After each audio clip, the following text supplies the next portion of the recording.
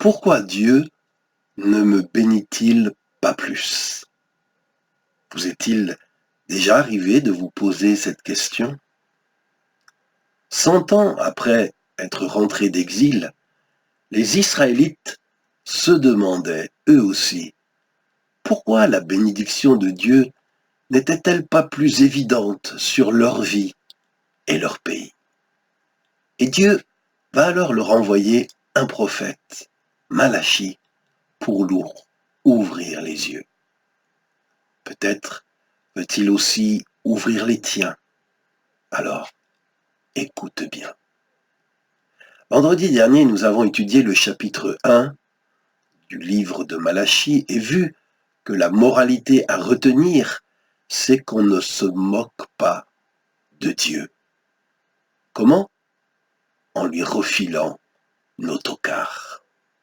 Si vous n'avez pas écouté cette vidéo, vous pourrez toujours le faire. Elle est sur cette page. Et aujourd'hui, nous allons étudier le chapitre 2, où Dieu va mettre le doigt sur d'autres choses qui ne vont pas. D'abord, outre que les prêtres déshonorent ouvertement Dieu en lui offrant ce qui n'a pas de valeur, leur enseignement, dit Dieu au chapitre 2, ne tient pas non plus la route. Écoutons plutôt verset 6, Malachi chapitre 2, verset 6. Les Lévites, c'est-à-dire les descendants des prêtres du temps de Malachi, les Lévites ont, eux, enseigné la vérité. Ils n'ont pas menti et ils ont détourné beaucoup de gens du mal. Et verset 8, mais vous, les prêtres, et là Malachi s'adresse aux prêtres du temps, de son temps, vous les prêtres, au contraire de vos ancêtres, vous vous êtes éloignés du chemin. Et par votre enseignement, vous avez trompé beaucoup de monde. Oui, Dieu dit à ceux qui ont fonction de prêtres du temps de Malachi, par votre enseignement, vous avez trompé beaucoup de monde. Et voyez-vous, on pourrait se dire, mais c'est loin tout ça. Mais nous sommes prévenus par la parole de Dieu qu'un moment viendra où certains ne voudront plus écouter l'enseignement juste. Et il est dit qu'ils suivront plutôt leur désir. Ils feront appel à une foule de maîtres qui leur diront ce qu'ils ont envie d'entendre. Ils fermeront leurs oreilles à la vérité et ils les ouvriront pour écouter des histoires fausses. Voyez-vous, il est dit dans ce passage que ce qui s'est passé du temps de Malachi se passera aussi dans les temps de la fin. Que les êtres humains se donneront des prêtres, des enseignants, qui ne diront plus la vérité, mais qui diront ce que les gens ont envie d'entendre pour être populaires. Aujourd'hui encore, la tentation pour avoir beaucoup de likes, pour pouvoir être apprécié du plus grand nombre, c'est de caresser les gens dans le sens du poil, leur dire des choses qu'ils ont envie d'entendre parce que cela leur procure une fausse paix, un faux bonheur. Mais Dieu fait des reproches à ces prêtres en leur disant que par votre enseignement, vous avez trompé beaucoup de gens. Le premier message de Malachi au chapitre 2 s'adresse donc à tous ceux, toutes celles qui ont charge d'enseignement. Attention, leur dit Dieu, par votre enseignement, de ne pas tromper les gens. Mais dans ce chapitre 2 de Malachi, il y a un autre point que Dieu va soulever, un point qui cloche chez ceux et celles qui sont revenus d'exil. Et ce point, c'est leur mariage. Dieu va citer deux cas de figure qui se trouvent du temps de ce prophète. Il est écrit, chapitre 2, verset 11, « Les gens de Juda ont trahi leur promesse. Ils se sont mariés avec des femmes qui adorent des dieux étrangers. »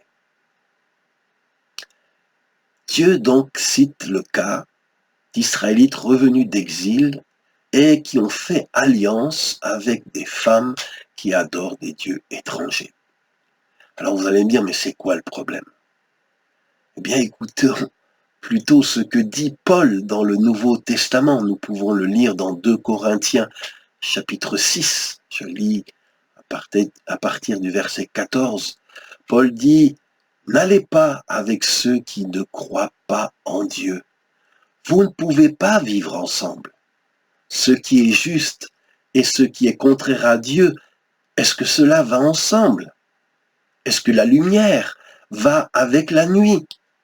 Est-ce que le Christ peut être d'accord avec Satan? Est-ce qu'un croyant peut aller avec celui qui ne croit pas en Dieu? Qu'est-ce qu'il y a de commun entre la maison de Dieu et les faux dieux?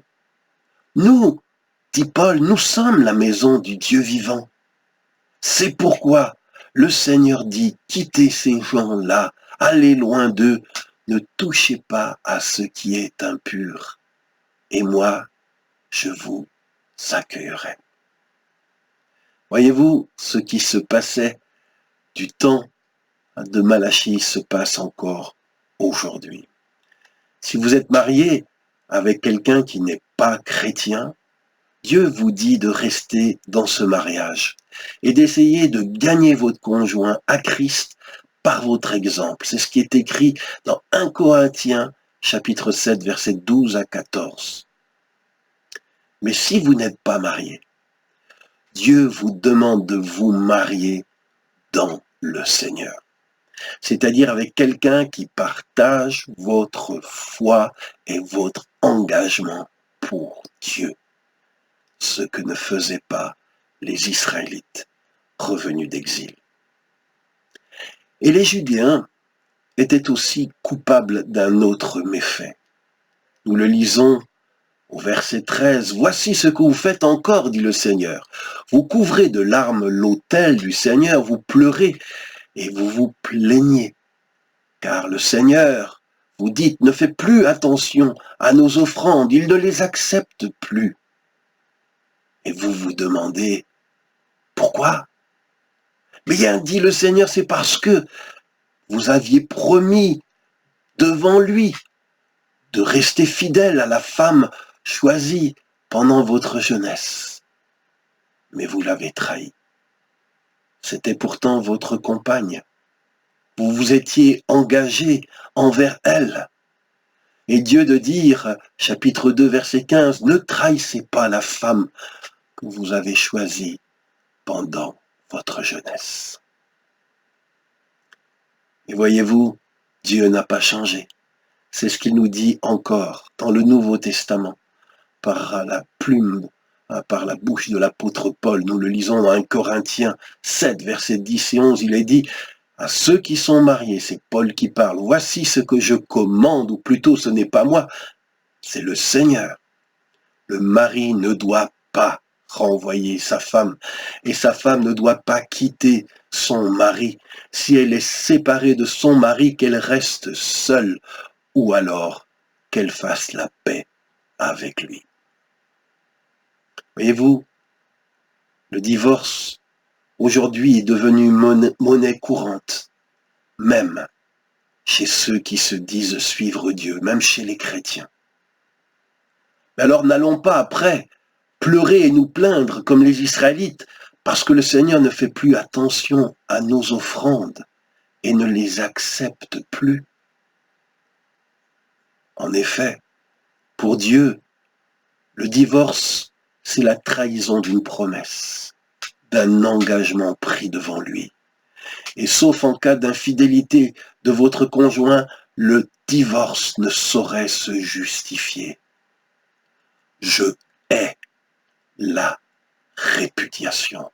C'est ce que Dieu dit dans Malachie 2, Malachie chapitre 2, verset 16.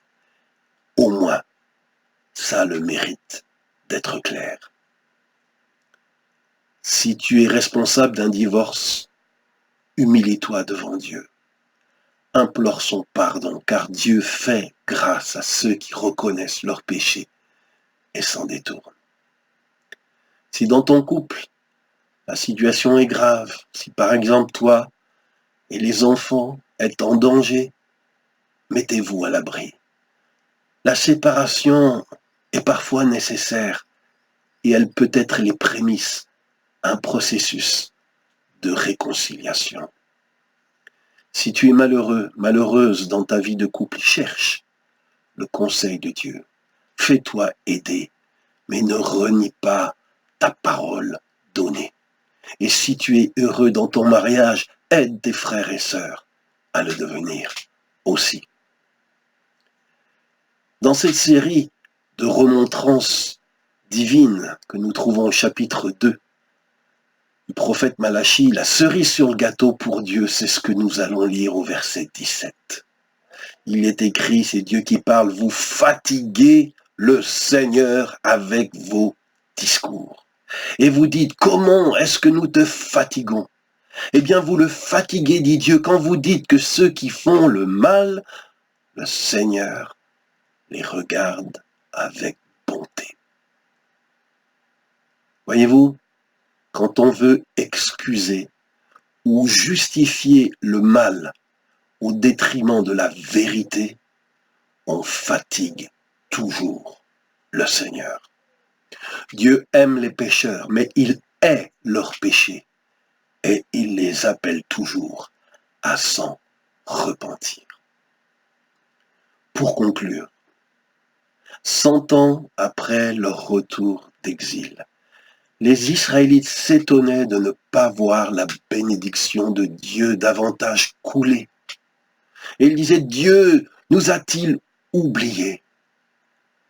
Et Dieu de leur répondre, quand vous m'offrez des tocards, quand vous enseignez des mensonges, quand vous faites alliance avec des idolâtres, quand vous trahissez votre conjoint, comment pourrait-il en être autrement? Revenez vers moi et vous verrez si je n'ouvre pas pour vous les écluses des cieux. Aujourd'hui encore, les gens voudraient voir la bénédiction divine couler, mais pas plus hier qu'aujourd'hui. Dieu ne peut bénir nos infidélités. Je vous donne rendez-vous vendredi prochain pour étudier ensemble le dernier chapitre de ce livre de Malachie. Il a plu à Dieu de le mettre dans notre Bible. C'est que Dieu a jugé bon qu'on écoute ce qui est écrit. Alors pensez à vous connecter et sachez, si vous n'êtes pas encore abonné à cette page, que vous pouvez le faire.